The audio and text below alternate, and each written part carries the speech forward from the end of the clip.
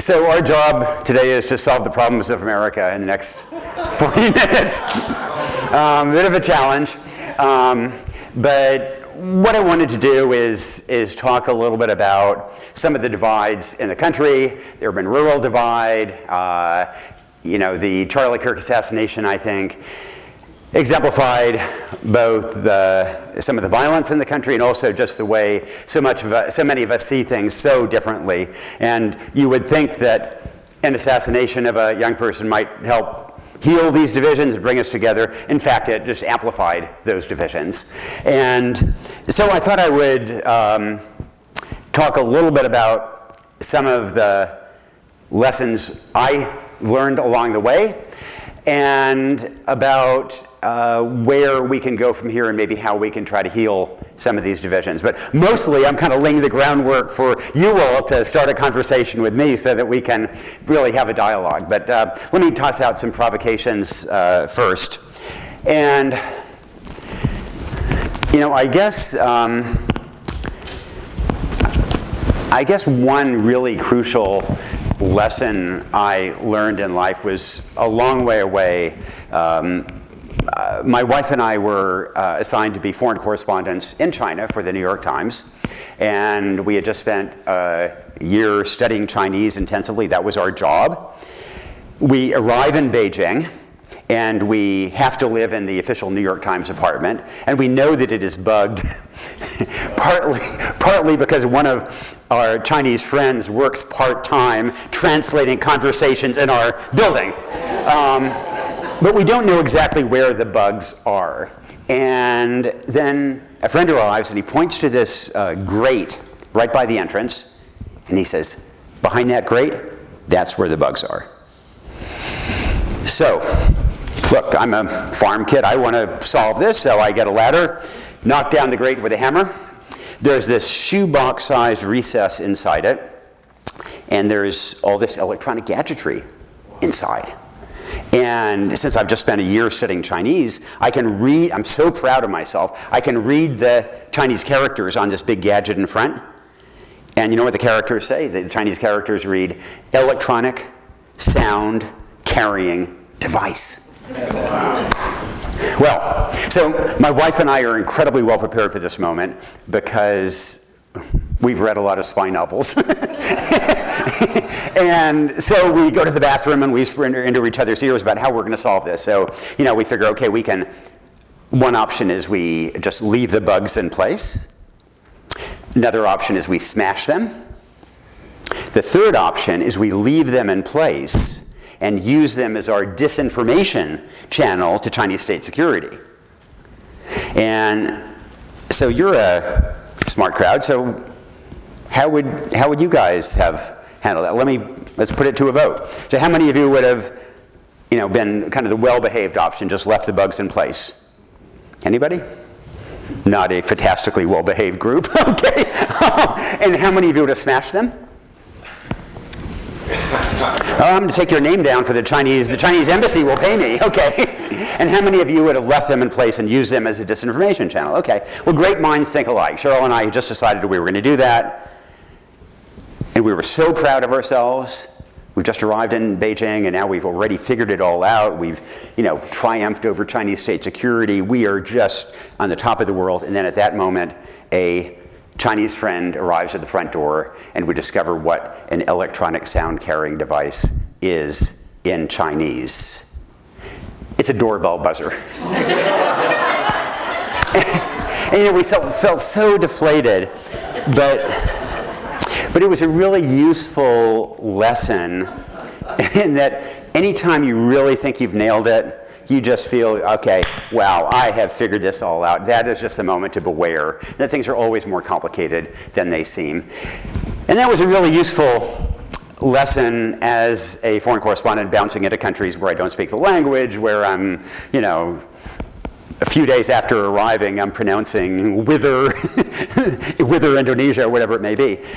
But I think it's also a good prism through which to think about the challenges in the US today.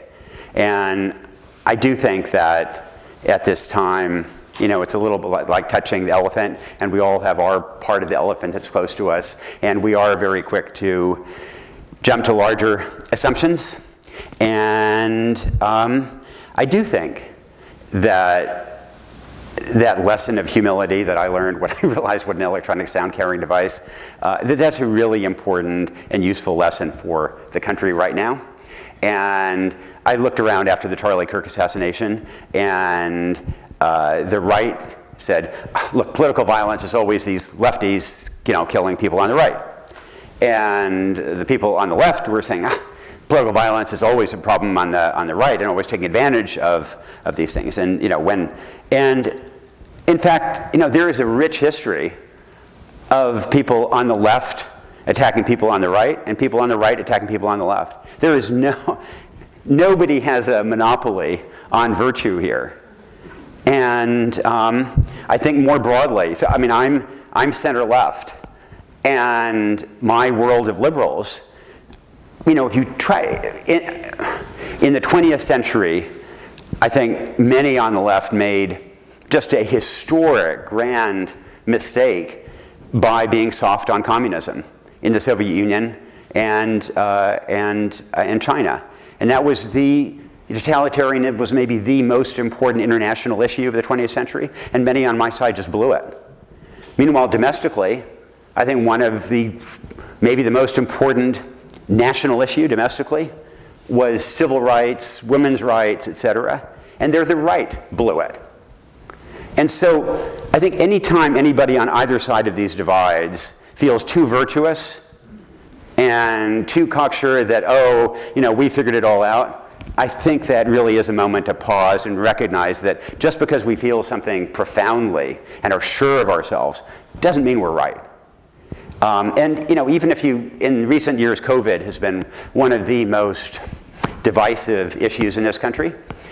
And again, I have my biases, but I look at that, and it sure seems to me that the right in general made a historic mistake in downplaying the severity of the virus and in downplaying the importance of vaccinations.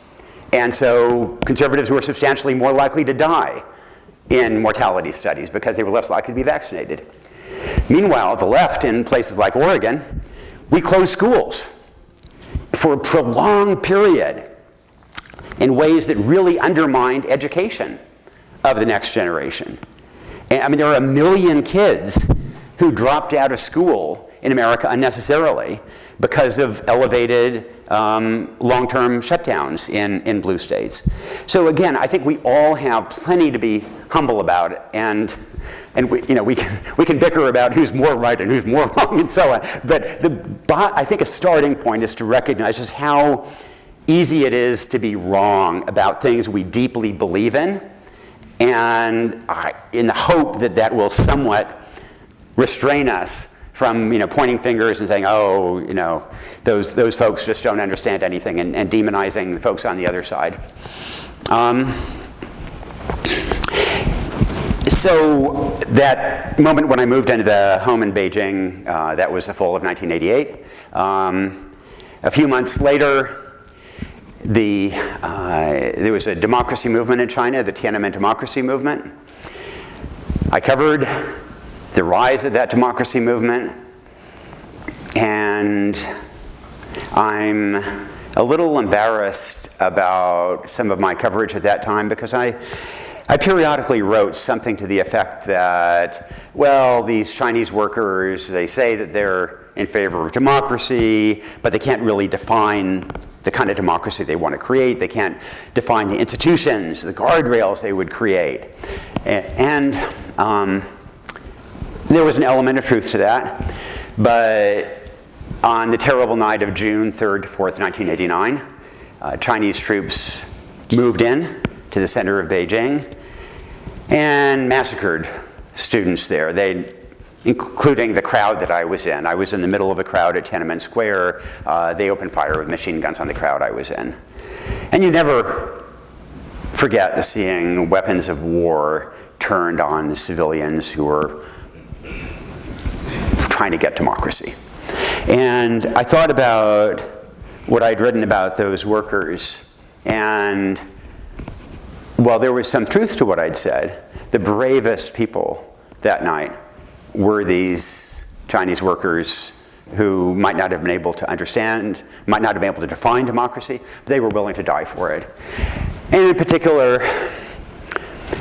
there's one of the feeder roads that leads toward Tiananmen Square, and there was a bus driver, this salt of the earth bus driver from the countryside, couldn't have been very well educated. And he was waiting to try to keep, everybody knew that the troops were supposed to might come in, so he had put his bus on this feeder road to keep the troops out. So sure enough, he sees a big convoy of troops and trucks approaching. He hurriedly parks his bus across the road to block it, turns the engine off, he has the key in his hand, and the convoy has to come to a halt. An officer gets out of the lead truck and orders him, "Move the bus." And the bus driver says no. And the officer pulls out his sidearm and points it at the bus driver and says, "Move the bus." And this bus driver, he has the keys in his hand. It's the night of June 3rd. He just hurls the keys as far as he can into the high grass on the side of the road.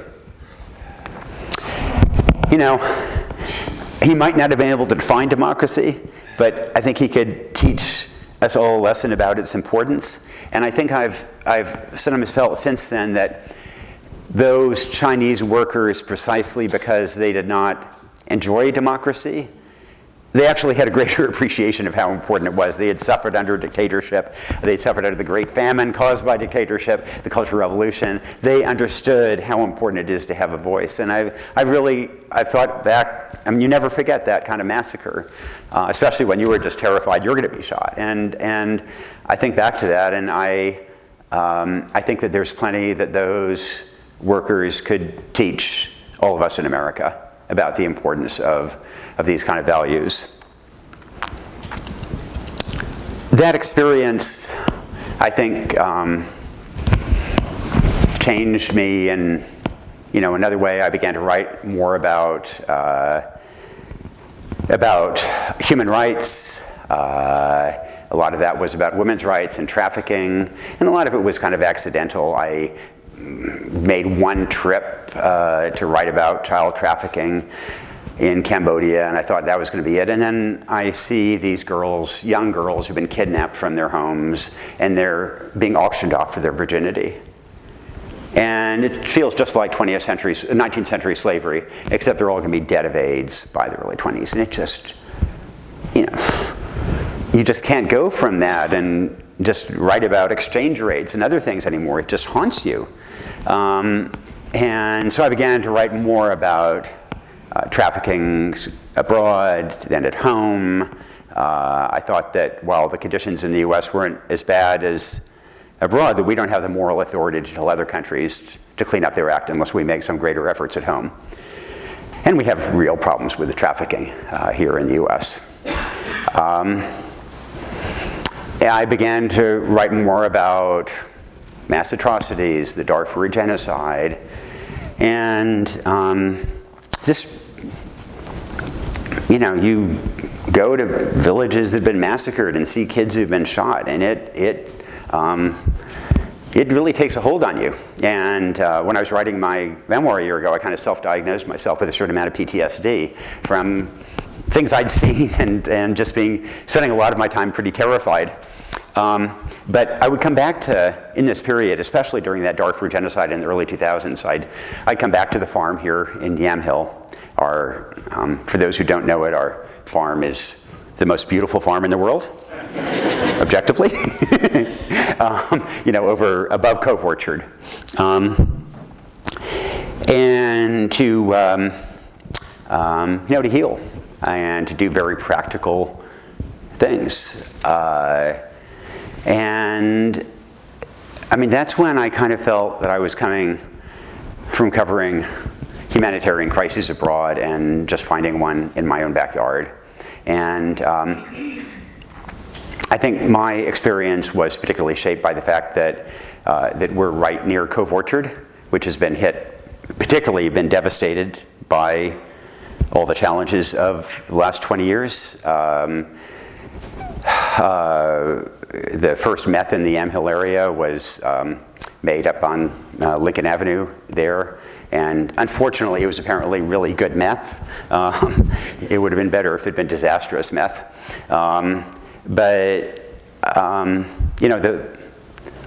I thought a lot about the 5 kids who got on the bus, this number 6 school bus at YC right after me. The 5 NAP kids who, some of you, Bridget, you will know some of them. Farland Knapp was my year in school. Zeelan, his brother, then Nathan, their sister Regina, and the baby brother Keelan. And at that point, when I was in school, Yamhill had really seemed to have this upward trajectory in terms of opportunity. And I think for a century or so, lives in general had gotten better. There'd been more opportunity, more education. The GI Bill of Rights, I think, got a lot of people some education. The Homestead Act, and for the first group of people, was just transformative. And so we were sort of optimistic that upward trajectory was going to continue. And looking back, I think one of our great mistakes was that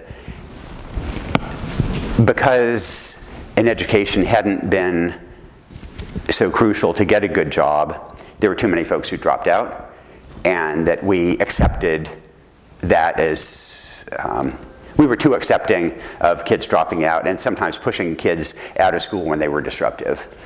And I mentioned the 5 NAP kids, so they all dropped out before graduation. And Farland was indeed the first person to cook meth in the area. He would have been a great chemist, a great pharmacist. He had the skill set, but unfortunately he was used in this other way. So he died of liver failure from drug and alcohol abuse. Zeelan died in a house fire when he was passed out drunk. Nathan blew himself up cooking meth. Regina died of hepatitis from IV drug use. And Keelan died right at the beginning of the pandemic from an overdose, fentanyl overdose. And their mom is in her 80s and is still walking up the hill every day to visit the graves of her 5 dead kids. And I think about that and just, how did this happen? And I think one thing that really pained me as I was trying to sort this out was I had written a lot about, and as I mentioned, about human trafficking and about sexual assault and sexual abuse and so on. And there were 2 boys on my school bus who were both convicted and sent to prison for raping very young girls. 2 boys on the number 6 school bus convicted. How does that happen? And so I taught. So that was kind of the state of my thinking when we wrote Tightrope, and trying to puzzle through that. And then on the book tour for Tightrope, I realized this. This isn't the number 6 bus route. This isn't Yamhill. This is just working class America. And it's black America, it's white America, it's the woods in Maine, it's downtown Baltimore. It is just a huge swath of America. And when I would give these book talks, people would come up to sign the book, and then in this whisper, they would say, my son is living out in the streets. My brother died of an overdose last year. My aunt, just, time after time, so much pain. And I think that, I think within Yamhill there was there was a strain of embarrassment at, why are you writing about, the dirty laundry? And, that may be real, but we do all these great things too. And that's entirely true. But I fundamentally think that the whole country has been way too accepting of the toll of addiction and mental health over the last 20 years. And if you think about it, more than 1 million people have died of overdoses. And yet we have not come up with, I don't think politicians or journalists or civil society have come up with a response that is anything close to what is needed. And one way of thinking of it is that only 20% of people who need some kind of addiction treatment get that treatment. The OLCC tells you, the Oregon Liquor Control, cannabis is there too now, Oregon Liquor and Cannabis Control, I don't know where commission comes in. Anyway, OLCC, you can go on it and on the website, and you can do a search and it'll tell you where to find any kind of alcohol, what store to go to and directions, but it doesn't tell you how to get into treatment if you have something. And, the toll, not just on those individuals, but on their loved ones, on their families, on the people that they victimize, I think is enormous. And I think we have failed those people, but failed society in failing to grapple with that. And so I've thought, what would have made a difference? And I think that for the kids who were in my cohort, that the two things that fundamentally went wrong, and they kind of went together. One was that good jobs went away, and that if a lot of these people, Farland was a terrific carpenter. If he'd been able to get a good job as a carpenter, earn a good living, support a family, I think he would have been able to avoid these kinds of problems. I think a lot of it is people self-medicating because they feel they failed. They don't find a purpose in life. I think often men in particular feel that they should be supporting their family, they should be bringing the bacon home, and they feel sometimes that they failed in that mission, and the upshot is that they're more prone to self-medicate, and then everything goes downhill. Then you got a criminal record, you become even less employable, you become less marriageable, families break down, kids are then raised in much more vulnerable situations with less support, less financial support, but just more chaotic homes. So part of it, I think, was the good jobs that went away.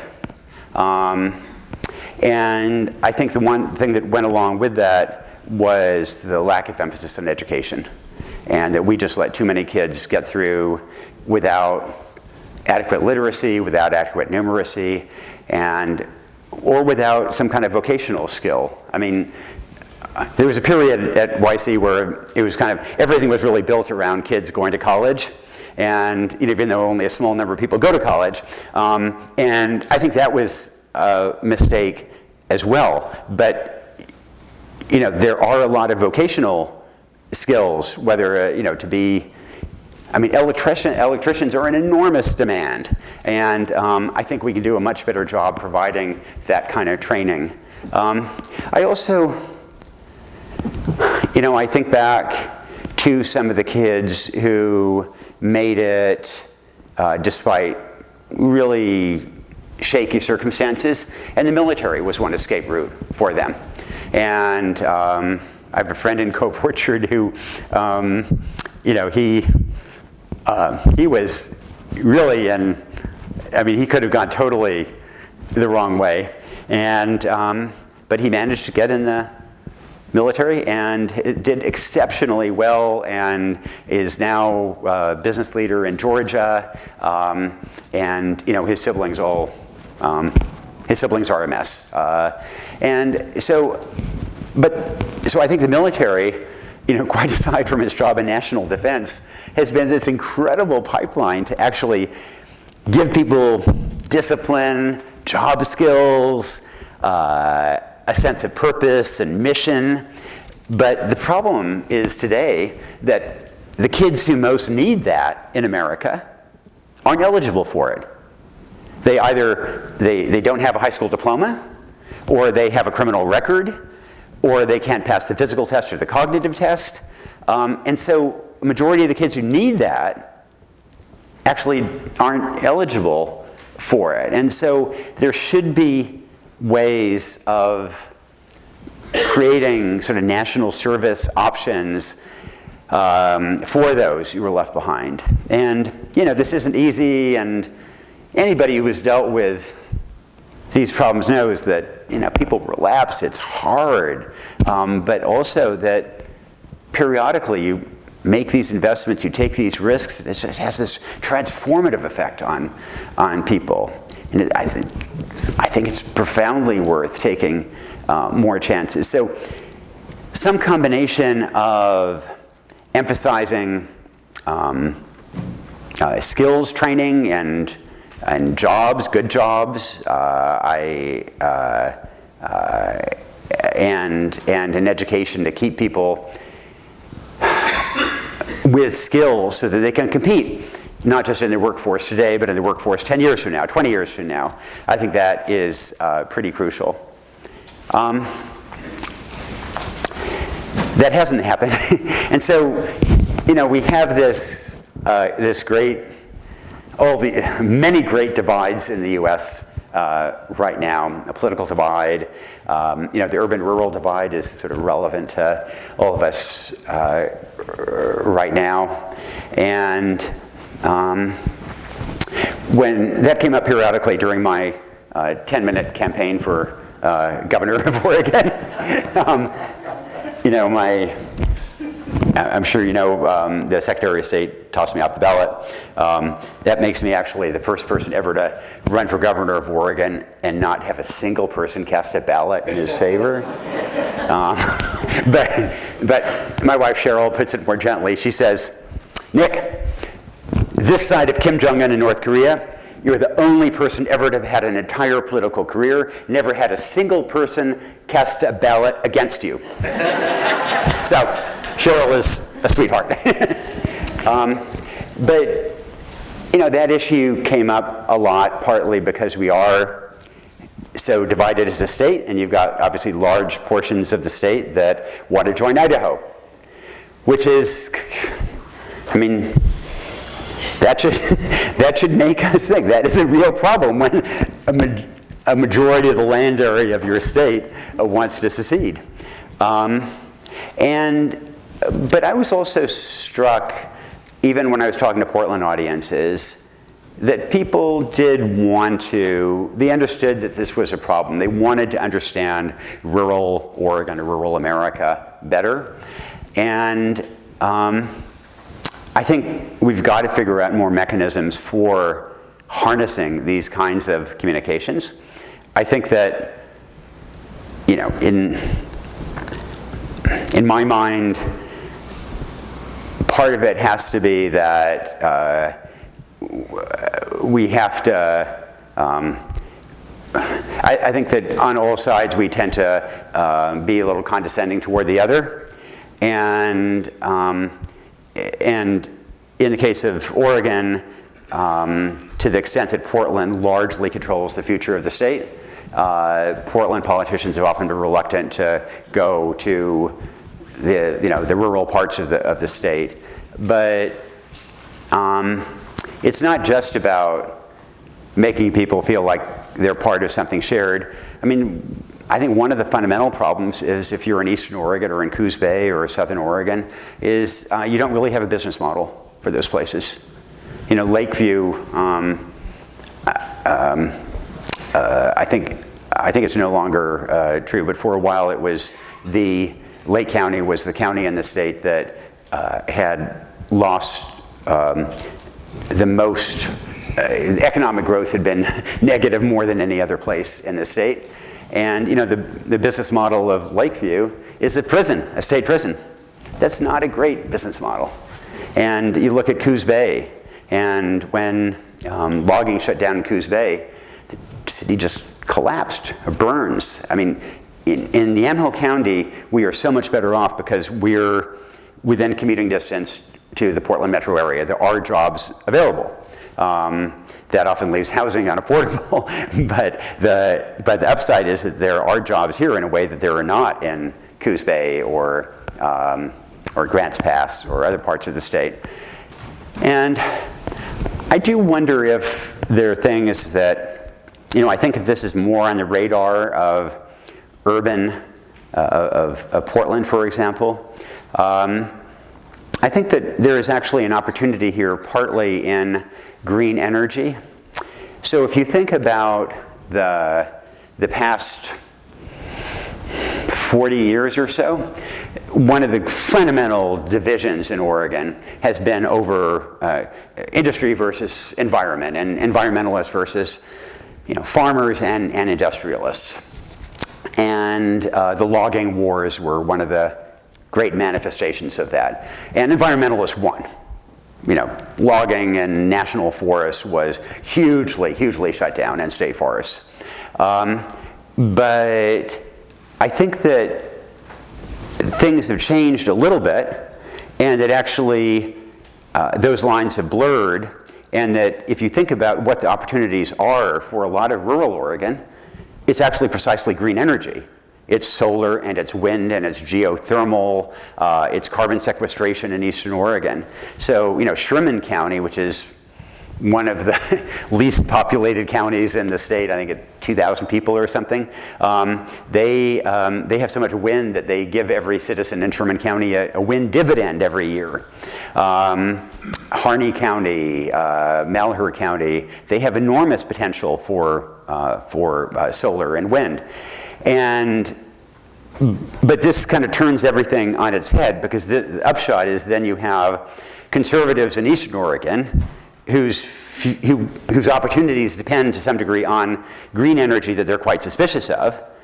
But meanwhile, this only works if the Portland liberals, who are theoretically very much in favor of green energy because of climate, if they agree to have transmission lines be much easier to build. There's no point in building solar panels or wind turbines in Malheur County if you can't build transmission lines. And transmission lines in Oregon are just about impossible to build because of the permitting is so complicated. But I do think there's some potential there. This sort of complicates the picture when green energy is creating opportunities for the more conservative left behind parts of the state, that Portland liberals who are concerned about climate, the way to actually reduce carbon emissions is not to issue some 10-year plan, but is actually build those transmission lines and get that power done. I also just think it's useful if we can try to get more chances to talk to each other and engage. When I give talks, I always hear from people who say, they can't go back home for Thanksgiving because, then somebody will mention President Trump, and then next thing you know, there's going to be a fist fight at the dinner table. And I just think fundamentally that's profoundly sad, that we should be able to have conversations with loved ones and disagree, that we have to learn to disagree better. And I've got to say that, what I do with my neighbors around in the Cove Orchard area and on my road is social scientists talk about complexifying an issue, so that if you take an issue that you disagree with, you don't talk about it at like 30,000 feet. You don't, guns are obviously an important, enormously polarizing issue, gun policy, but you don't talk about Second Amendment or, gun control, but you talk about some murky gray area. So, for example, since I would like to see more gun safety measures, so I will, ask my friends who are much more conservative on this. I'll say, well, look, so in Oregon, we all agree that you have to have some minimum age to buy a handgun. Some people would say it should be 15. Some people would say it should be 21. Some people say it should be 40, whatever. But nobody thinks a 6-year-old should be able to walk into a Walmart and buy a handgun. There has to be some minimum age. So in Wyoming, which is about as red a state as there is, it's 21. Here in Oregon, it's 18. Now, wouldn't it make sense for Oregon to have the same minimum age to buy a handgun in a private sale as Wyoming? And so my friend will probably disagree with me on this. He's very, very pro-gun rights, but he will understand that it's not a crazy question. And then he will come back and, push me on some issue and, that any given swimming pool is more likely to cause a fatality in that household than a gun in that household. And, are you saying that we should regulate swimming pools more? And, and then I will have to try to come up with a response to that. But this issue of complexifying an issue, not if it's about abortion, which is, again, another of the most polarizing issues around, it's not talking about abortion as such, but acknowledging some of these, more gray, murky areas that, where would you be? Would you accept abortion in the case of rape or incest? Very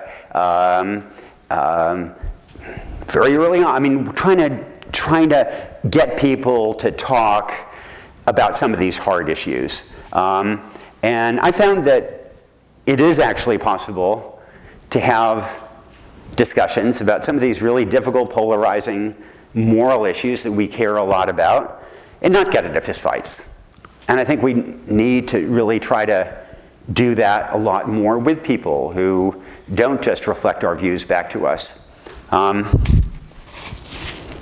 I guess another thing that I've learned is, I think there's this sort of misperception that we want, this is a dangerous thing for a journalist to confess, but there's this misperception that we want the best information we can get. There's overwhelming evidence from social science that that's not true. Basically, what we want is evidence that will support our prejudices and will make the other guys look bad.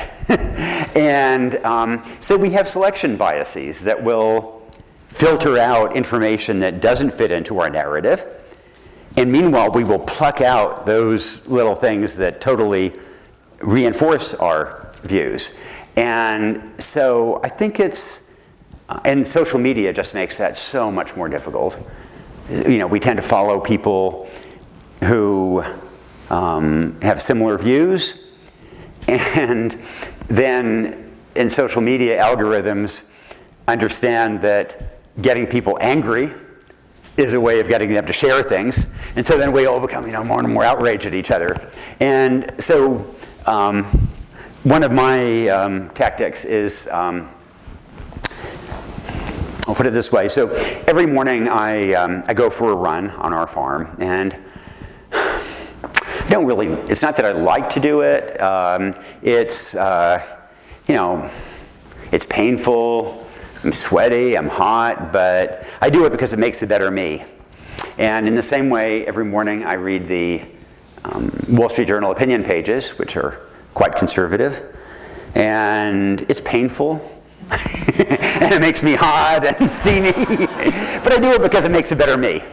And it forces me to confront intelligent arguments that don't fit into my worldview. And again, it's a reminder that the world is complex. And so that's a bit about it. That was a very meandering look from China to sex trafficking to the challenges here. But I guess just the one other thing I would add is that, in my brief political run, I started out thinking that politics is fairly dysfunctional, and boy, I concluded even more dysfunctional than I thought. And the degree to which so much depended on the money that was being raised. And Oregon has no campaign donation limits through the next cycle, then it's supposed to change. We'll see. And this was something that hugely benefited me because I had national supporters, but it was totally unfair. Totally unfair. And it just means that then you're talking to extremely wealthy people about their problems, rather than talking to people with much more ordinary concerns. And in particular, you're not talking adequately about education. And I think the median donor in a primary is 63 years old. So you're talking about, the problems of people who are 63 years old. And I mean, I think one of the biggest challenges Oregon faces is its education system, our K through 12 education. We have outcomes that, adjusted for demographics, are 50 out of 50. We have one of the lowest high school graduation rates in the country. Our 4th and 8th grade NAEP scores have gone downhill since about 2003. And if you think that the best metric for where a state will be in 25 years is probably the education of its kids, we're failing those kids and we're failing the state's future. And there are states that, this is hard and, and there's no simple solution, but there are things that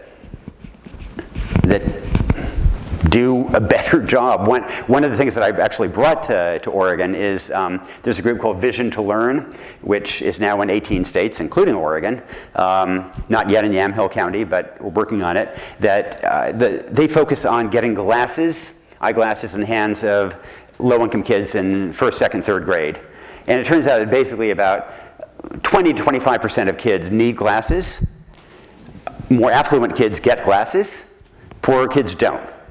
And you can screen them and give them a free voucher, but half of them still aren't going to get the glasses. They're going to lose them, they're going to break them, there isn't going to be a replacement. Boys often think that glasses make them nerds and they don't want to wear them even if they have them. And so this group, Vision to Learn, has really done a tremendous model in very, very cheaply, screening kids at school, getting them glasses, and when they break them, giving them another pair, when they break them a second time, giving them a 3rd pair. And it's very inexpensive and has this transformative effect on kids' outcomes because they can see the board, they can follow what's going on. The first time a lot of kids in Oregon actually get screened for vision and get glasses, you know when it is? It's when they enter the juvenile detention system. And so finally, at 15, people realize they have a vision problem and they get glasses. But at that point, they've been terrorizing their classrooms and their teachers for years. They haven't learned anything, and now they're in the juvenile detention system. We can do better, and so that's what Vision to Learn is doing. But I found it very frustrating that the Oregon political system was so little focused on our lapses in education. And we've got to, it's just so important for the state that we figure that out and figure out that kind of healing. Covered a lot of ground, tried to be a little provocative. What's on your mind? Yeah? I want to go back to when you said we need to talk to each other and listen. And so many people I've read or talk. Yeah, we agree. How do you do that? Let me try to. Could you guys hear that? Oh, we actually have a microphone. Okay. Your point about talking to each other, and you're well known, and maybe you can just sort of slide into some of these political or more divisive issues smoothly. And I agree, the small pieces and where and how do we do that on more meaningful community levels? So, I should also say that it's not as if my efforts are wildly successful. I can have these conversations, but it's not as if I've changed Roosevelt Drive into this, haven of gun safety or something. So we're able to have conversations, but it's not dramatically changed. I think it's maybe building a little bit of trust here and there, but it's not. I don't think I'm wildly successful at changing views, but I think, I guess what I tend to do is not, I don't tend to provoke people and particularly ask them about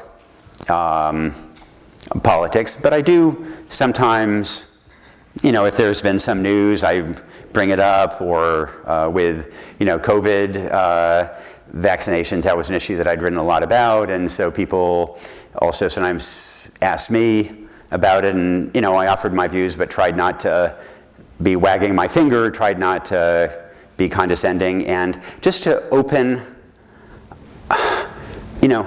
a channel. And it only works, people will only listen to you if you listen to them. So you have to listen to their concerns, and then bit by bit, it actually, I do think that it is possible. I agree. Is there nothing that you think about or know about that is perhaps a little bit more intentional or organized, or opportunities that will present themselves that people can come together in that way somehow? So I don't really know of a kind of more organized approach. I was, when I was, again, running for governor, I thought, it would be amazing if we could get kids from rural parts of the state to switch place, have exchanges with kids in Portland or Beaverton or something. And I think that idea of exchanges between rural and urban areas would be really good. But I don't really know of a more structured approach like that. But even so Yamhill in the last election voted about a little less than 2-1 for Trump. And so there are a lot of, there's a lot of disagreement even within Yamhill, even within the precinct. And I think we can find people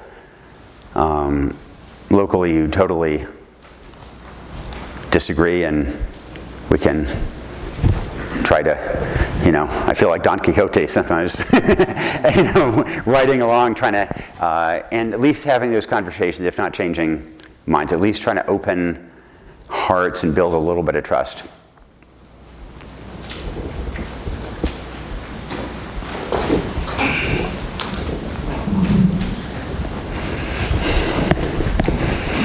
So I was heartened by your comments that you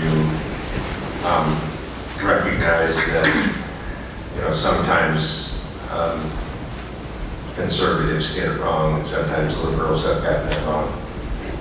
And so in my history, I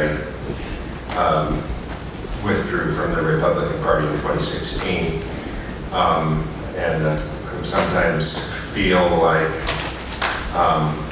and so now I'm an independent. And the idea that